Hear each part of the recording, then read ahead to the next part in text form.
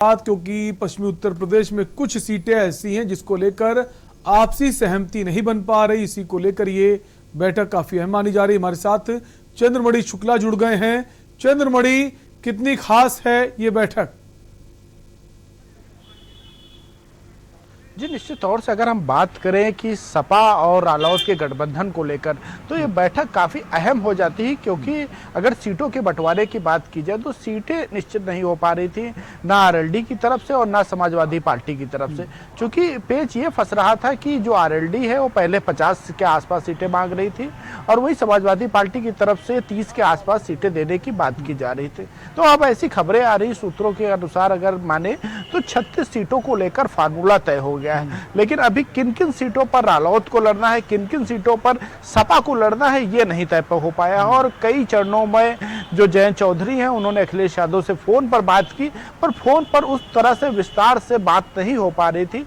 इसी कारण आज जयंत चौधरी जो लखनऊ पहुंचे और लखनऊ में अखिलेश यादव से मुलाकात कर रहे हैं। और ये जो चर्चा है काफी लंबी हो रही है, चूंकि सीटों को लेकर, तमाम सीटों को लेकर विवाद है। जैसे कि जब कांग्रेस छोड़कर जब हरेंद्र मलिक सपा में पहुंचे हैं तो उसको लेकर भी सपा अब हरेंद्र मलिक को वो सीट देना चाहती जो पहले रालोद को मिलने वाली थी। वही अगर बात करें रालोद जो है पश्चिमी उत्तर प्रदेश ही नहीं, अगर बात करें लखीमपुर या अन्य जिलों में भी वो अपनी दावेदारी प्रस्तुत कर रही, जहां पर किसान अधिक है वहां पर वो चाहती है कि उसे सीट दिया जाए, जहां पर किसानों को लेकर मुकाबला है। तो निश्चित तौर से ये मुलाकात काफी अहम हो जाएगी और अखिलेश यादव और जयंत चौधरी की मुलाकात चल रही। मुलाकात के बाद ये स्पष्ट होगा कि आखिर किन बातों पर मोहर लगी। लेकिन ये बात तो तय है कि जयंत चौधरी की तरफ से लगातार ये मांग की जा रही कि उन्हें 50 के आसपास सीटें दी जाए और जिन सीटों को मांग कर रहे हैं उनको लेकर जो समाजवादी पार्टी के कार्यकर्ता है,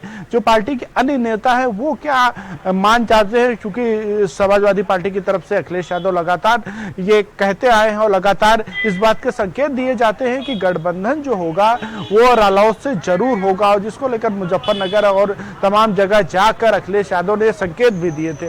अब ये निश्चित करना होगा कि किन सीटों पर लड़ना है, किस तरह से लड़ना है और तमाम मुद्दों को भी ध्यान में रखना होगा। क्योंकि जिस तरह से जो रालोद अध्यक्ष है जयंत चौधरी, वो लगातार चर्चा में बने हुए हैं। उन्होंने प्रियंका गांधी से भी मुलाकात की थी, उन्होंने अखिलेश यादव से भी मुलाकात की और कृषि कानूनों के वापसी के बाद में जयंत चौधरी ये हो सकता है कि भाजपा से भी समझौता करने को तैयार हो जाए। तो इसके लिए भी महत्वपूर्ण है कि जल्द से जल्द समाजवादी पार्टी के साथ में रालोद के गठबंधन की घोषणा हो। तो ये सब तमाम चीज़ों को, पहलुओं को ध्यान में रखते हुए समाजवादी पार्टी की तरफ से ये निर्णय लिया जाएगा या रालोद की तरफ से निर्णय लिया जाएगा कि किसके साथ जाना है और किसकी तरफ जाना है। चूंकि अब जयंत चौधरी ने अभी कुछ भी स्पष्ट तौर से ये नहीं बताया है कि वो किस पार्टी के साथ जा रहे हैं। क्या ये माने कि जो बैठक है, इस बैठक के बाद जो चीजें हैं काफी हद तक स्पष्ट हो जाएंगी, कितनी सीटें किसके पास रहेंगी? और आपसे जानना चाहेंगे कौन सी ऐसी सीटें जिसको लेकर खींचतान मची है, रस्साकसी मची?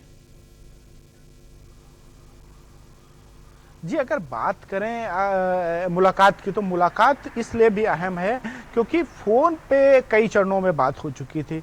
अब जो बैठकर बात हो रही है और इतनी लंबी बातचीत हो रही है, इसका मतलब स्पष्ट है कि एक एक सीट पर चर्चा की जा रही है और एक एक पहलू को ध्यान दिया जा रहा है कि कैसे, अगर गठबंधन की बात करें, गठबंधन की तरफ से प्रत्याशी उतारा जाए तो कैसे चुनाव जीते। और एक फार्मूला ये भी तय हो सकता है कि आरएलडी के टिकट पर समाजवादी पार्टी का कैंडिडेट उतारा जाए। जैसे कि पिछले चुनाव में भी देखा गया था कि जब कांग्रेस के साथ में गठबंधन हुआ था तो कुछ जो कांग्रेस की तरफ से, कांग्रेस के टिकट पे यानी कि कांग्रेस के चुनाव चिन्ह पे चुनाव लड़े थे, वो समाजवादी पार्टी के कार्यकर्ता थे, समाजवादी पार्टी के नेता थे। तो अब इस पर भी तय होना है कि अगर सिंबल उनका होगा और कार्यकर्ता या नेता जो होगा वो समाजवादी पार्टी का होगा। तो तमाम पहलुओं को लेकर चर्चा हो रही। और सीटों की बात करें तो मुजफ्फरनगर की 2 सीटें काफी अब महत्वपूर्ण हो जाती हैं, उनको लेकर चर्चा हो रही है कि क्या उन पर बड़ौत सीट को लेकर भी चर्चा बनी हुई है कि बड़ौत सीट जो है, जो जयंत यादव हैं, जयंत चौधरी, बड़ौत सीट को लेकर उनका कहना है कि वो हमारे कैंडिडेट को दी जानी चाहिए, चाहे वो कैराना की बात करें, चाहे शामली की बात करें, मुजफ्फरनगर की कुछ विधानसभाओं की बात करें। तो कई सीटें ऐसी हैं जहां समाजवादी पार्टी चाहती है उसका प्रत्याशी मैदान में हो और आरएलडी चाहती है मेरा प्रत्याशी, क्योंकि उनको लगता है इस सीट पर कोई भी जाए जीत पक्की है। तो अपने विधायकों की संख्या बल को बढ़ाने की कोशिश है कि हमारे विधायक ज्यादा हों, इनके विधायक कम रहें। और अखिलेश यादव शायद ये नहीं चाहते हैं कि कल को हमारे गठबंधन के जो प्रत्याशी हैं जीत अवश्य दर्ज करें, मगर जो सीटें जीत वाली हैं हर कोई को कोशिश होती है कि हमारी सीट जो है वो ज्यादा हो।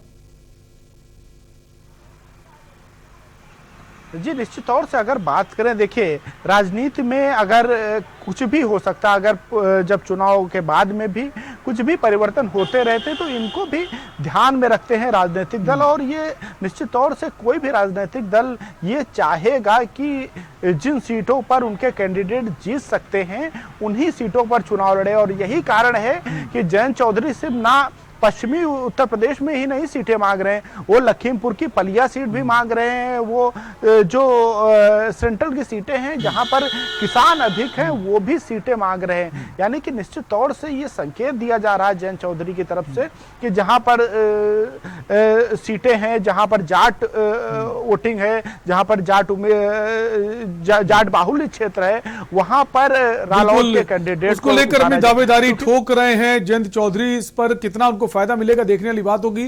फिलहाल के लिए आपका बहुत बहुत शुक्रिया चंद्रमणि हमसे जुड़ने के लिए। तो लखनऊ से आपको बड़ी खबर बता रहे थे जयंत चौधरी और अखिलेश यादव।